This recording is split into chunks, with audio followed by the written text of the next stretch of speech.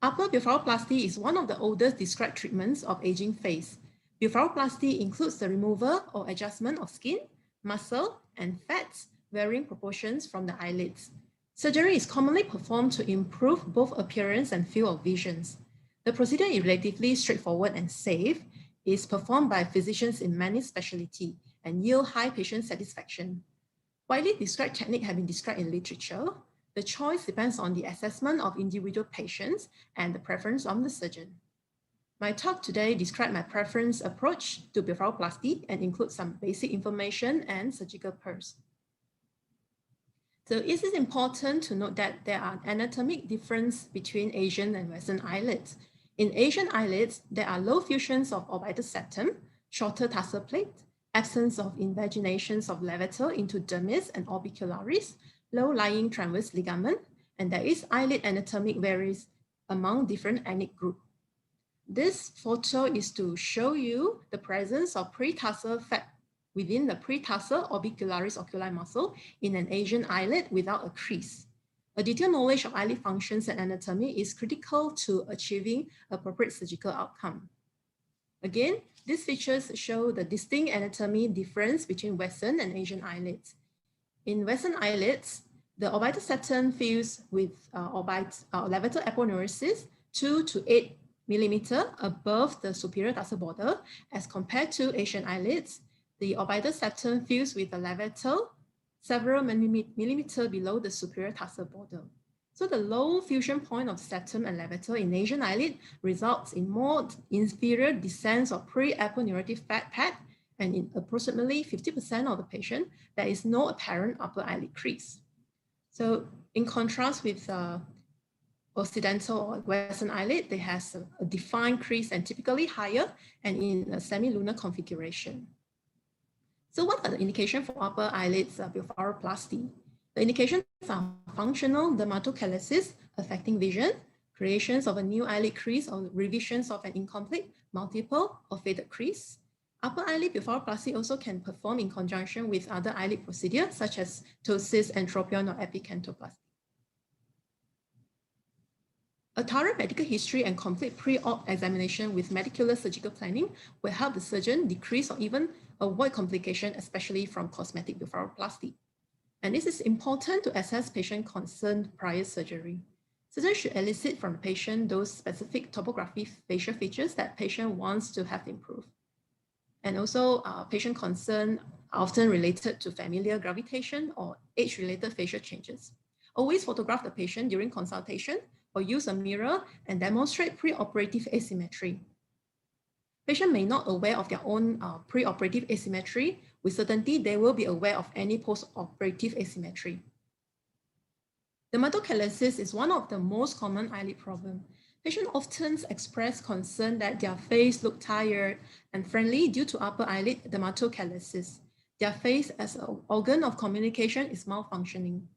So most commonly, patients will complain of periphery and superior visual field loss. In severe cases, they will complain of center vision field loss.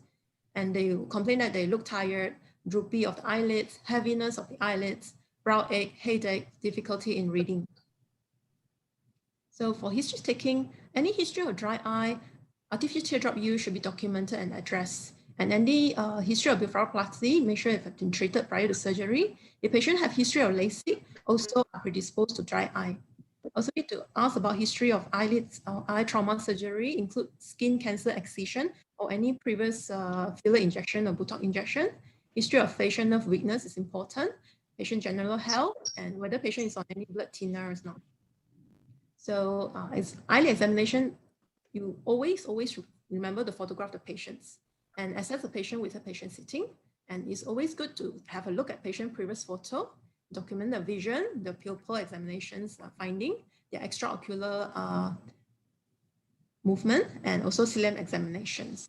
So always measure eyelid vital sign, which reflects the health of the eyelids. Measure margin reflex distance 1, MRD1, to assess whether patient have underlying ptosis, which need to be addressed at the same time. MRD2, VPA, the levator function, skin crease height and strength, marginal crease distance, and the presence of bell phenomenon. So also very important to perform an extensive periocular examinations of the brow, eyelid, and cheek. regions. Look for any excess skin. Is there any fat prolapse? Is it prominent nasal or center fat pads? And assess the degree of eyelid holding over the margin. Any underlying ptosis, any sclera show, any underlying brow ptosis, whether it's mainly lateral, medial, or general. Lateral third of the upper eyelid's fullness may suggest a prolapse lacrimal gland, which is frequently mistaken by surgeon as a prolapse orbital fat. Also have to assess whether there's any pre-existing lack of thymos, any asymmetry or crease, or any epicanthal fold that need to be addressed. Also look hard into any other involuntary changes like eyelid mouth position that Prof. Chua is going to talk later, Entropion and Ectropion. Ciliary examinations of cornea surface, cornea sensation is very important. Tear meniscus assessment, tear productions. A tear meniscus of less than 0.2 millimeter would be suggestive of dry eye complication post-operative. So look hard for any disease of eyelid, conjunctiva, cornea. Preoperatively, ocular surface problem must treat accordingly before you proceed for surgery. Good communications and trust are very essential. Always discuss the patient's expectation in detail so that the aims and the likely result of surgery are fully understood. Describe what you can achieve and what you cannot achieve, and discuss whether patient require blepharoplastic surgery alone or combined with corrections or other facial changes. Explain in detail the possible side effect of surgery, and also can give some alternative or additional treatment suggestion, and always record your discussion for future reference. So I routinely will, preoperatively, I will apply topical proparacaine or Alkane to the ocular surface to help minimize the discomfort of subconjunctiva and subcutaneous injections. So the use of topical anesthetic drop should be limited in all the patients to prevent iatrogenic corneal epitheliopathy. In theater, if you have topical anesthetic cream like amla cream, you can use it. And this will increase the patient tolerance of local subcutaneous injection. And remember to use it 1 hour ahead before injection. I routinely use mixture of equal volumes of Marcaine 0.5% with 1 in 200,000 adrenaline and Nocaine 2% with 1 in 100,000 adrenaline for my eyelid surgery. So when I work in Sydney, we do add some hyaluronidase to promote diffusions of the anesthetic. So during subcutaneous local injection, always start temporarily and hydrodissect the skin from the muscle. And bend the needle to angle superiorly. Keep the tip up and just under the skin. It will avoid hematoma. And always remember the needle is directly away from the globe in case the patient moves his or her head or have suddenly unexpected sneeze. So you can also perform subconjunctiva posterior approach. Inject deep to the conjunctiva along the proximal border of the tarsal plates. This can also be a useful approach to start the anesthetic before injections of under the skin. So for skin marking, marking is one of the most critical lids blepharoplasty. Any asymmetry in the initial step will carry forward in the operations and adversely affect the final outcome. So remember to clean the eyelid with an alcohol swab to remove any grease and oil and keep the marker line tint. Use a fine tip marker. The thicker marker spread more, especially if the lids get wet from injections or from drop. So many patients already have well-defined, ideally positioned lid crease. So I usually mark the existing upper eyelid skin crease or set it a slightly higher level. Then I'll extend the mark from the point above the punctum to lateral canthus. So the height of the eyelid crease varies with gender and ethnicity. So in non-Asian eyelids, routinely we'll mark in female about 8 to 11 millimeter from the lid margin. Of a male 6 to 9 millimeter, in Asian slightly lower, and female 6 to 8 millimeter from lid margin, for males 4 to 6. The higher crease usually result in more visible pre-tarsal skin. A smaller orbit result in clouding and fullness of the superior sulcus, whereas patients who have larger orbit usually have a deeper and more shallow superior sulcus. So for patients do not have a pre-existing lid crease, you should decide the location for the desired crease with a patient, and this diagram can give a good incision guideline. So during skin marking, how to measure the skin to be excised? I usually use a pinch technique, which is one of the safest way. So first of all, Ask the patient to close both eyes, then use a forceps base at the skin crease. Gently pinch the excess skin to leave the skin close or just result a slight eversions of the lid margin. This will prevent post-op leg ophthalmos. And then you mark the upper limit of the skin excision, staying high laterally. Then you join the upper and lower mark laterally with an oblique final mark. So the skin marking must be symmetry mark on both eyelids. So another tip here, if you have a patient, the excess medial, we have the excess medial skin, you can address with a wider angle where the superior incision meet the inferior lid crease incision. In contrast, if patient will have a less dermatocalasis medially, it would benefit from a narrow angle where the superior incision meet the inferior lid crease incisions. So after skin marking, I always check with the measurement of the skin to be retained. So how to assess the skin to be retained? In adult, about 20 millimeter of skin is needed to allow comfortable closure of the eyelids. However, having measured the upperwards of the lash, upperwards from lash to the skin incision, skin crease, and also measure the downward from the brow to the upper limit of the skin to be excised, these two measurements total out should about 20 to 22 millimeter. So do remember some patients do plug their brow so that the true lower limit of the brow may be lower than the visible lower brow hair. And how to avoid nasal webbing? Again, the best treatment is prevention. So the nasal end of the eyelid crease incision should not extend past the punctum. It should flare outward slightly after reaching the punctum. It's like a mirror image of the lateral incisions. So it tends to offset the vertical and horizontal disequilibrium that can occur and lead to nasal web. Or you can actually perform a middle amplasty in a patient with a marked excess skin or pre-existing epicanthus folds. And during the skin closure, you can place some interrupted suture medially before you start your running suture. And then in the middle, thank you. The edge of the levator, you can perform to reduce the tension on medial incision. So skin incision can be performed with a heart blocker blade sized 15 or cutting cautery or laser. I prefer to use number 15 blade for my skin incision with the counter tractions on the upper and lower lids. The incision's inferior skin marking is inside first. Then with continual tractions on the upper and lower lid, the upper marking is incise. So in this manner, the precise skin incisions is performed with a minimum deviation from the marking. Then the skin is removed with a Westcott scissor or cutting cautery. Excisions of excess skin and orbicularis muscle can perform as one layer or as two layer. To excise the skin muscle excess as one layer, first you incise around the marks and deepen the incision to include the orbicularis muscle.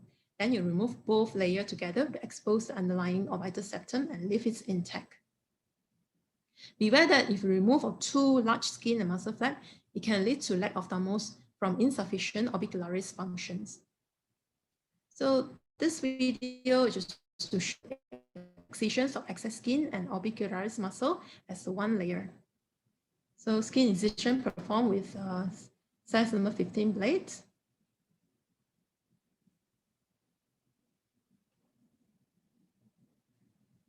So this is just to show you how to do eyelid tractions, skin tractions. You can place the Echelon 6-0 suture at the lid margin. If you do not have a good assistant, this is how you can use it for skin tractions.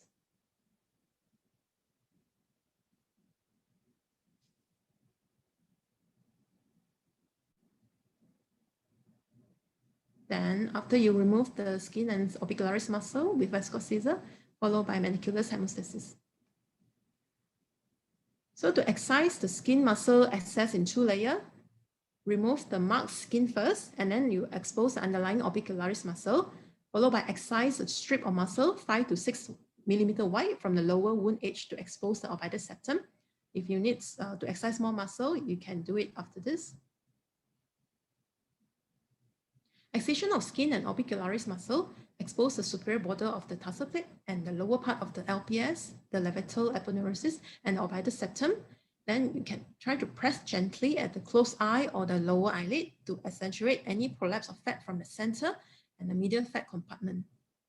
Then you you can remove the fat either through a small buttonhole incision in the orbital septum or through a wide incision which open the septum fully.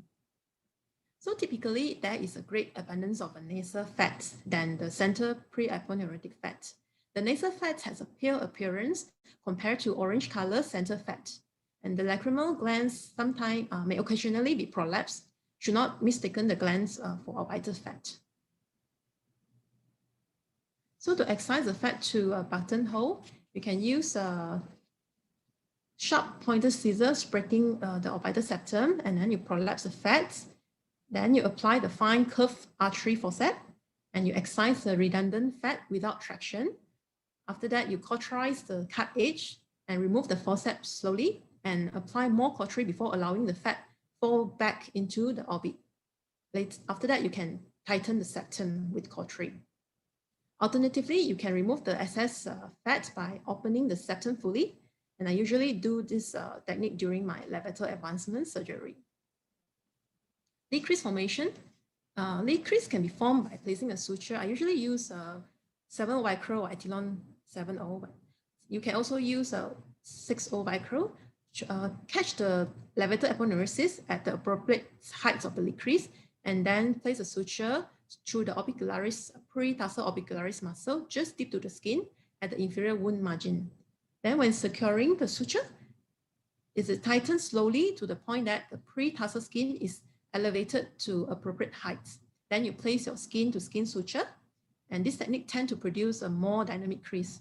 For cases with a history of previous failed lid crease formation, I will perform skin-tarsal skin closure, as shown in the diagram here, which tend to produce a more static crease. Skin closure. Skin edge are reapproximate with the forceps first, and then this will help to identify any area of redundancy. The skin should come together without any dog ear. I find that placements of a few interrupted suture laterally during the running suture is a key, because this is a dynamic area and can prevent dehiscence. Everting the wound edge also will have added benefit.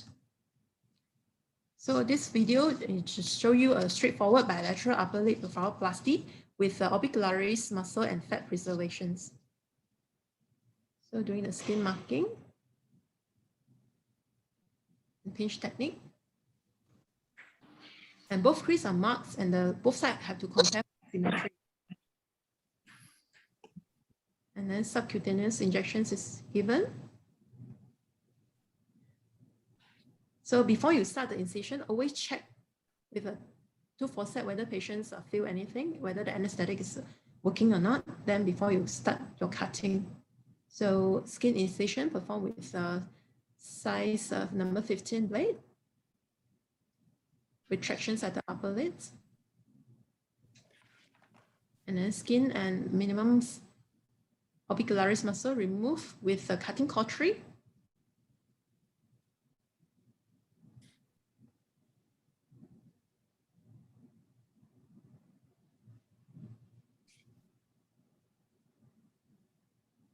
I usually remove the middle skin with a Westcott scissor for more precise, more control. So this patient do not require any fat removal, so I proceed with the lid crease formation. I'm using Vicryl 7O. I'll catch the levator aponeurosis, and then I'll take a bite at the pre-tarsal orbicularis, and I knot the suture. I place 3 sutures, center, medial, and laterally.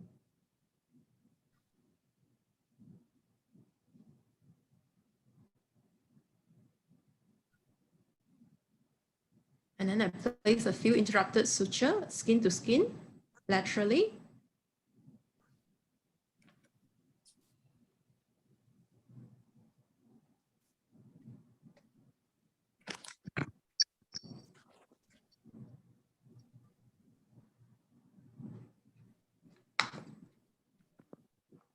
And then followed by the running suture for the rest of the wound.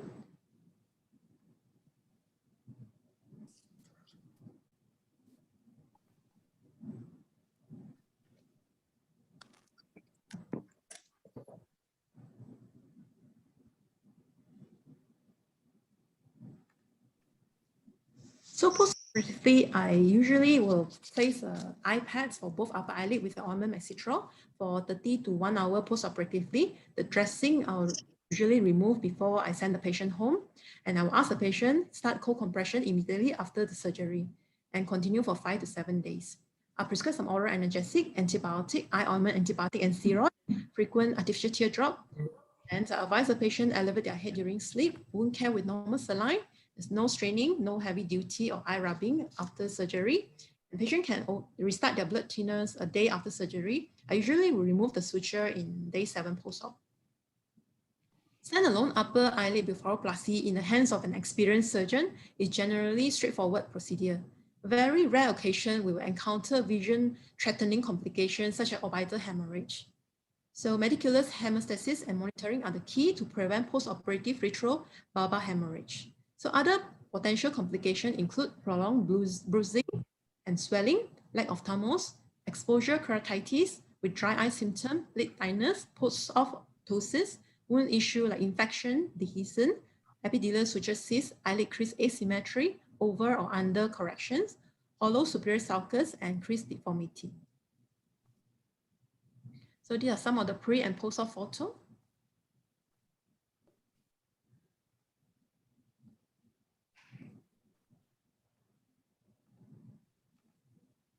So in conclusion, upper eyelid blepharoplasty can be very satisfying surgical procedure for both surgeons and patient. With appropriate counseling, planning, and surgical technique, a very predictable result can be achieved.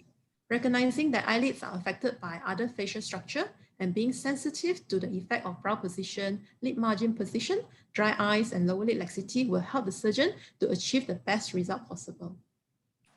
These are my references. With that, thank you for your attention.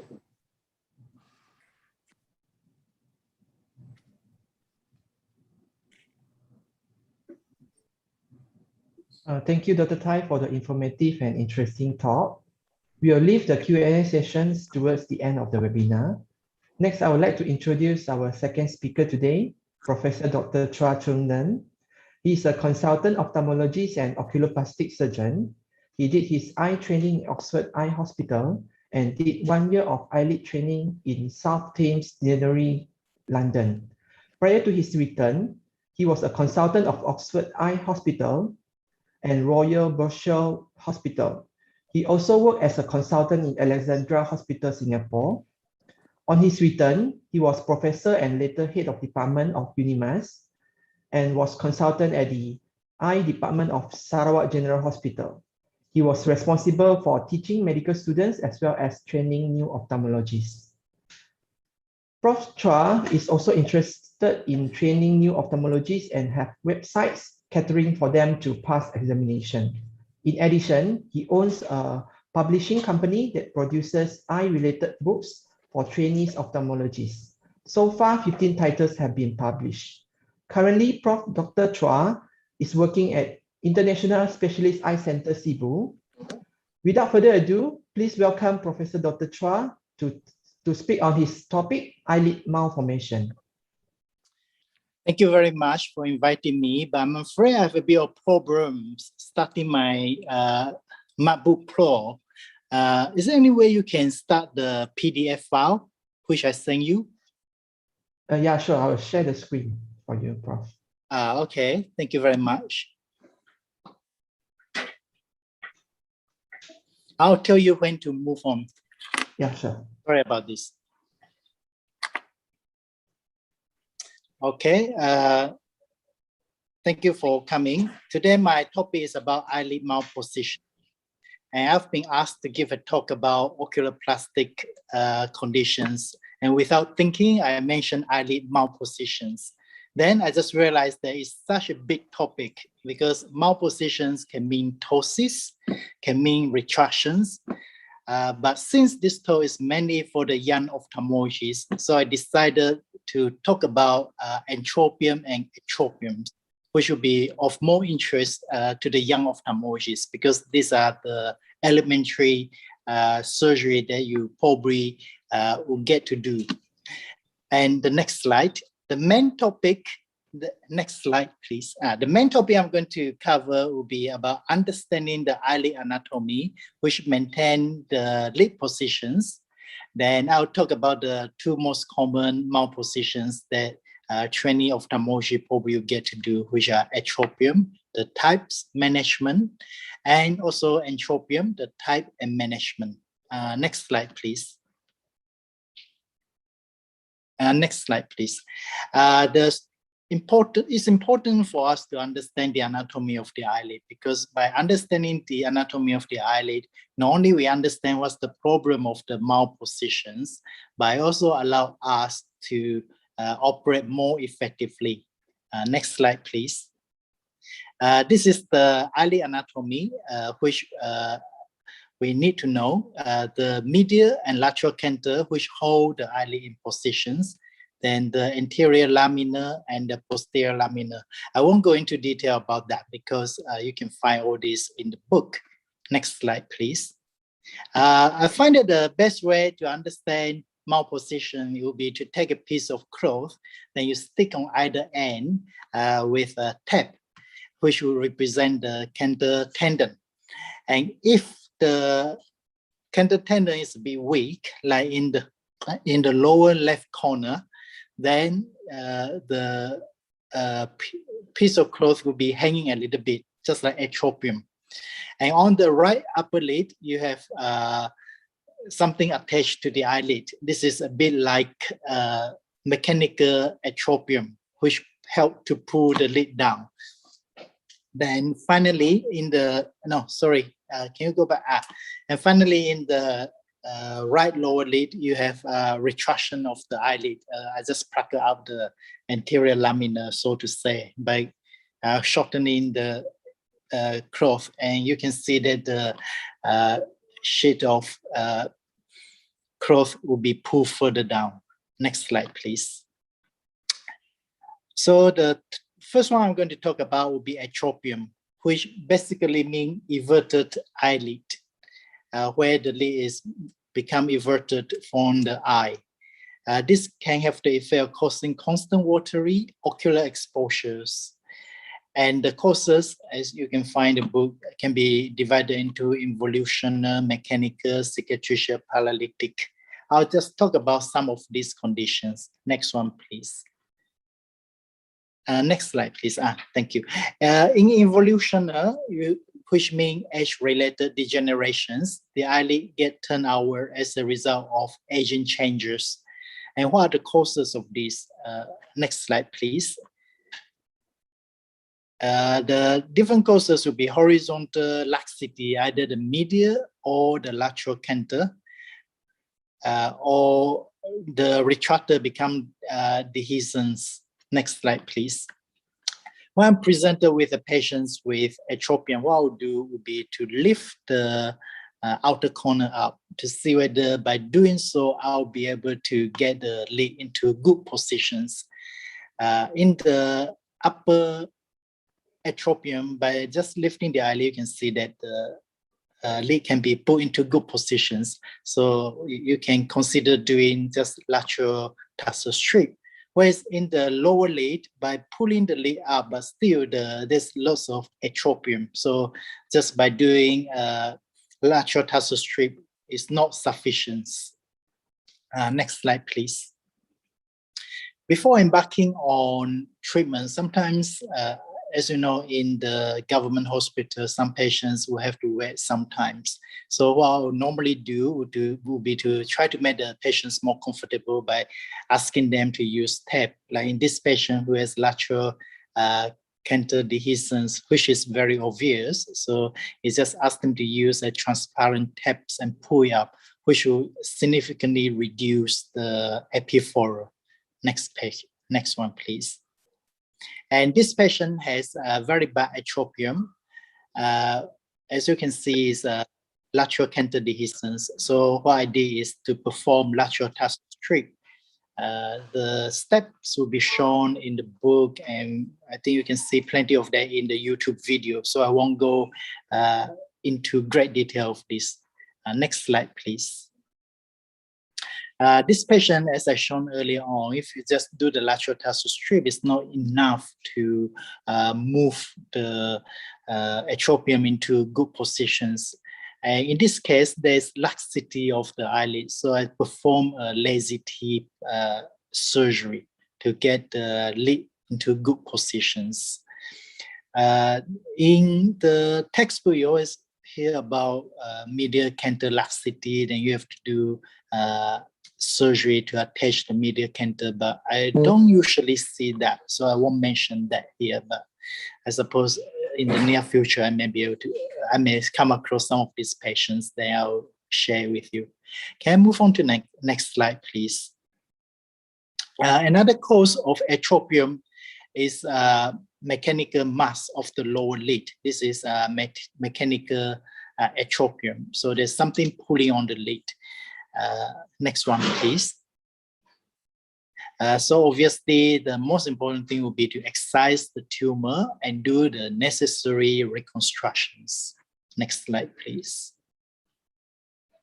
And these patients not only have mechanical Ectropion, but the lateral canter also get pulled down. So Ectropion may be due to several causes, like in the case of mechanical Ectropion, if it's long-standing, sometimes you cause the lateral canter to become detached. In this case, we not only have to excise the lesions, but we need to reform the lateral canter as in this patient. Next one, please. The next one I'd like to talk about is cicatricial Ectropion. Interestingly, in private, we don't get to see many of these. This tend to happen to people working in the people who tend to ride motorbike and as a result sustain eyelid injury.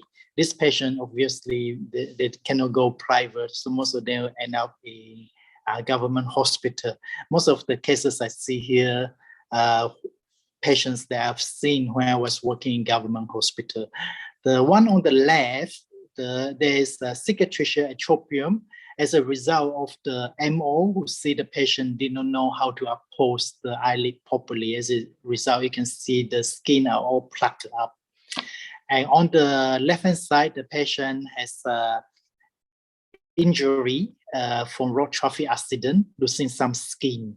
But unfortunately, the person who did the first treatment did not actually preserve the skin, thinking that if it's necrotic, it have to be removed. As a result, the patient developed cicatricial Ectropion. Next slide, please. The important thing I would like to stress would be if you come across patients who have severe injury, no matter how bad the skin is, try to replace it, because if you don't replace it, they can get cicatricial Ectropion. Even though the skin may look necrotic, but the facial artery are very well supplied. So most of the time, this skin will survive, and then will help you to not to have to perform either skin graft or flap later on, which can be quite complicated. Next one, please. This patient was involved in road traffic accident, and the patient was sent to the ophthalmologist, and the MO say, are you able to close the gap? But obviously it's very difficult because they remove all the necrotic tissue, thinking they are doing a very good job, thorough job of cleaning the skin. But unfortunately, this means that there's quite a lot of skin we need to replace. Next one, please. Next one. This patient I mentioned earlier, because the skin are not upholstered properly. So what I have to do is to reopen up the wound, did some Z-plasty, restructure the skin again. Next slide, please. In the case of patients who have cicatricial Ectropion with skin loss, the way to treat it would be to replace it with either flap or graft. But graft is much easier. The place to get the graft would be either from the upper lid, if the patient has dermatochalasis, or from in front behind the ear, or from underneath the armpit. Next one, please. Next slide, please. In private, as I mentioned, you don't get to see those cicatricial ectropion for injury because they tend to happen to people who ride motorbike. But on the other hand, in private, you tend to see lots of cicatricial ectropion in patients who had lower lid blepharoplasty. Next slide, please. This one, basically, I try to show that before you before you go on to do the lower lid blepharoplasty, you need to make sure that the lower lid is not too loose. Because when you do lower lid blepharoplasty, especially if you do it from the front of the eye, you remove some of the skin. And if the lid has loose canthal tendon, then it's going to cause the patients to develop ectropion. And in those where the lower lid is a bit loose, during the lower blepharoplasty, I'll try to strengthen the canthal tendon by performing canthopexy. But in those cases where it's very loose, then obviously I'll go on to do lateral tarsal strip. Next slide, please. Next slide, please. In patients who has ectropion as a result of lower blepharoplasty, normally I wouldn't rush in to treat the patients. Conservative is the best way of treating the patients because as time goes on, the muscle power return and the patients may actually have good function or acceptable lid positions. But if the patient still have ectropion after 1 month or there's severe symptoms, then I'll try to perform lateral tarsal strip as in the right-hand side, these patients. Next one, please. Next slide, please. The other type of ectropion will be paralytic ectropion. In this case, the muscle that support the eye is paralyzed. The orbicularis become paralyzed, usually caused by lower facial nerve palsy. Next slide, please. The best way to treat this type of ectropion I find is to perform an extended lateral tarsal strip in those patients where the facial nerve palsy is not going to recover. Thanks. Next one, please. Now I'd like to move on to entropion. By entropion, we mean interning of the eyelid, where the eyelashes rub on the eye. This can cause irritations and in prolonged cases can lead to corneal injury and even corneal scarring. Next slide, please. The important thing to differentiate between ectropion is other conditions which may simulate ectropion, like epiblepharon. This tend to occur in younger children because of extra photoskin pushing the eyelashes up. Or dysdiasis, where there's extra row of eyelashes growing inward, which can be quite annoying because we sometimes get patients who are referred as entropion, but turn out to be just an extra row of eyelashes rubbing on the eye. In those cases, you either pull out the eyelashes or you do electrolysis. Next one, please. So the most common causes of entropion is evolutionary entropion. There are several factors involved in it, again, like horizontal eyelid laxity, attenuation or insertion of the eyelid retractions, or the pretarsal orbicularis overriding the pretarsal orbicularis. Actually, the conditions is quite similar to ectropion, but depend on which way the eyelid turn. It could, in evolutionary cases, the eyelid may either turn out or turn in. That's why in both cases, sometimes some surgeons choose to perform lateral tarsal strip for these two cases. Next one, please. Next one. While waiting for patients to undergo surgery, Sometimes you can just make the eye more comfortable by using a transparent tab and pull out the eyelashes, as in this case, while waiting to do the definitive surgery. Next one, please. I find that the easiest way in patients with Ectropion would be to perform everting suture. But in most of the textbooks, they mention about using Vicryl. I wouldn't recommend it, especially in Malaysia, because Vicryl is made up of multifilament. Patients are more likely to get infection with Vicryl. And more importantly, when you use Vicryl to do everting suture, the tensile strength tend to decrease after a few months. So it's very common for surgeons who perform Ectropion for patients to come back again with recurrence. So I decided to use ethylene, which is nylon, and then do a buried suture. It's a bit like doing double eyelid surgery because the nylon has very good tensile strength, and then you bury it, don't take it out, you bury underneath the cut, then it won't be obvious to the patients. And many of the patients that perform the Ectropion actually last for several years. Next one, please. Next one, please. And for cases where the Ectropion recur, what I would normally do would be to perform plication of the retractor. This is another name for is Jones procedure. This is a very powerful way of turning the lid outward.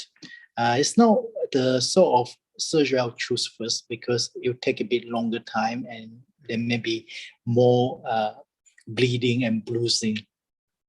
But if the patient has recurrence, this is a very useful way to evert the ingrowing eyelid. Next one, please. Lastly, we come to cicatricial Ectropion. This one, important thing is to prevent it from happening. And even if it happens, your preventions can actually prevent it from getting too severe. So in patient who has acid burn or Stevens-Johnson syndrome, the important thing is to lubricate the eyelid and reduce the inflammation in the eye.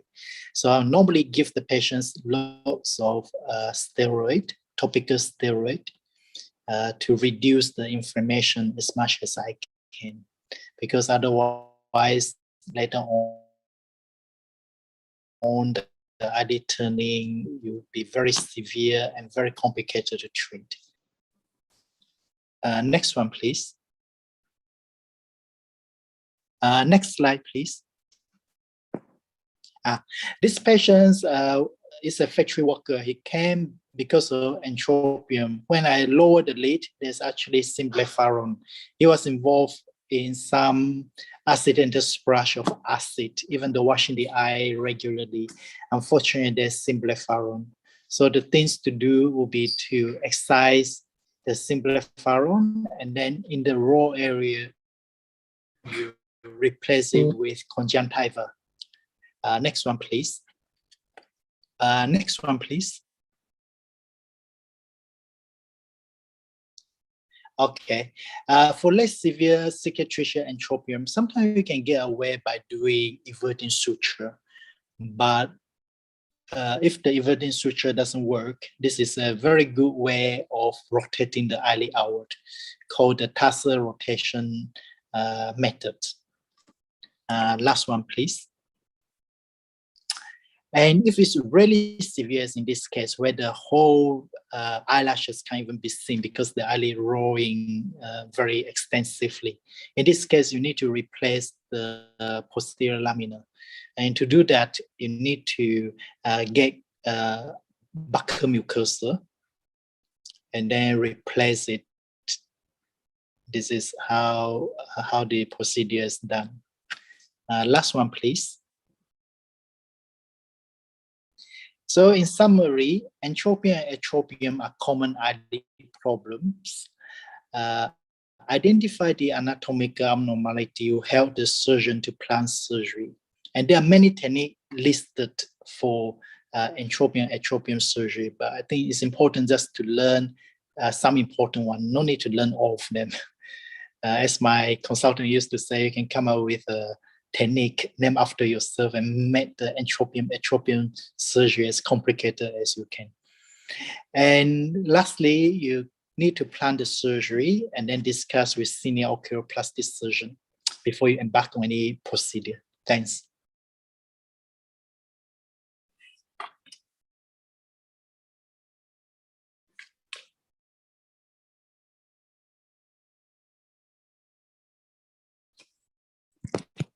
Hello.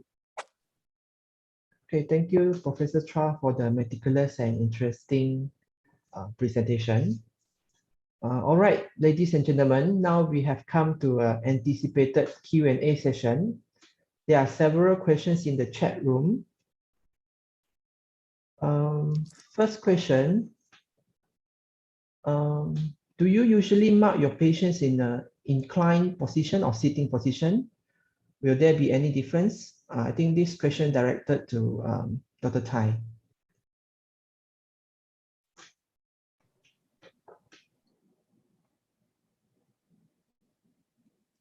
Yes, Dr. Tai? Okay, so I usually mark the patients in a supine position, but before I send the patient to OT, actually I do measure the patient when during the consultation in room. I do measure the skin to be excised and skin to be retained. So I have the documentation. So when patient go to the OT, during marking on table, I will refer back to my documentations early to see whether is it correspond or not. And then I found it easy to make a skin incision when patient at supine position because the heavy skins are more easy to manipulate. So when patient at sitting positions, the eyelid tend to droop even more. So a bit difficult for me to mark. Yeah, and then I usually after mark, when patient on supine position, I'll ask the patient to sit up, have a look again, assess, make sure it's symmetry for both eyes, especially the lid crease. And then if any asymmetry, I will remark again. And another thing that I want to make here is always mark the patient before you give local injection, because once you have distort the tissue, though, it's very difficult to get a good skin marking. Okay, thank you, Dr. Tai. We have second question directed to Prof. Chua. How long do you keep the Echelon 5O for the everting suture before you What I normally do is I make 3 cuts or even 4 cuts, depending how severe the entropium is. Then I'll bury it there. Don't have to take it out, just leave it. Okay, because I know that in the textbook, they mention about Vicro, you suture it on the outside, but that one only increase the chance of getting infections, and then it drop off. Then the point of everting the suture is lost. So I use the entropium and leave it in. There's a question from Dr. Adrian on what size of Echelon. I think Prof. Chua mentioned is Echelon 5O. Do you have any other size of suture? Just Echelon 5O. You can use Proline, anything which is monofilament and doesn't lose tensile strength easily. The problem with this Echelon and Proline is most of them come with only one single needle. So what you do is you have to go from the outside inward and come out. When you do that, you have to be very careful. Maybe you use a lead guard so that the needle don't accidentally damage the growth. That's right, Prof. Chua. Another question. For infants with epibefaron, do we treat with lubricants or just let it be until the baby grows older? I normally would see how severe it is. You put fluorescein stain in and see how bad the cornea is affected. If it's affected quite badly, then I suppose you either perform epilations of the eyelashes, or you can go and do some everting suture. Actually, there are patients who came to me because of epiblepharon. The parents are not happy that if I were to perform excision of skin with stitches, with suture, which need to be removed later. For children, obviously, it's quite difficult. But I do find that if you do everting suture using the 5-O-ethylone, it actually work quite well. And you don't need to remove the suture either. There's a question directed to Dr. Tai. Is it compulsory to start patients on oral antibiotics post-eyelid surgery, for example, post-blepharoplasty? It's not compulsory, but routinely I'll give for the patient who actually have diabetes, fully controlled diabetes or underlying immunosuppressant, I will start that. Or they have treated blepharitis, but you still see like maybe they will get infected. The skin is not so nice, I will start. Otherwise, I may not start antibiotic, oral antibiotic. There's a question from YouTube. What is your opinion on transconjunctival approach, Dr. Chua? For lower blepharoplasty? I guess so. Okay. I normally use it in younger patients because in older patients, if you do transconjunctival blepharoplasty, the patient will have even more wrinkled skin later on, and they won't be happy. So a younger patient who has a very puffy eyelid, just remove some of the fat through the conjunctival approach. Yeah. Let me see whether we have any. But older patients, I prefer to do transcutaneous. I see. Thank you, Prof. Chua. Is there any more questions from the floor?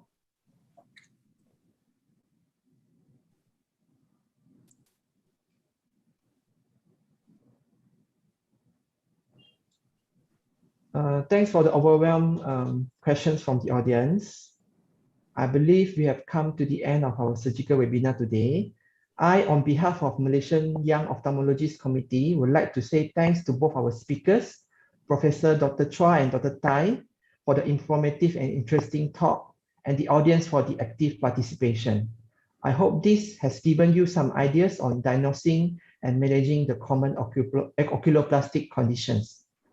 I will share the QR code after we end the session. Hopefully we can meet again in the future surgical webinar. Have a pleasant weekend, everyone. Thank you. Thank you. Thank you for saving the day.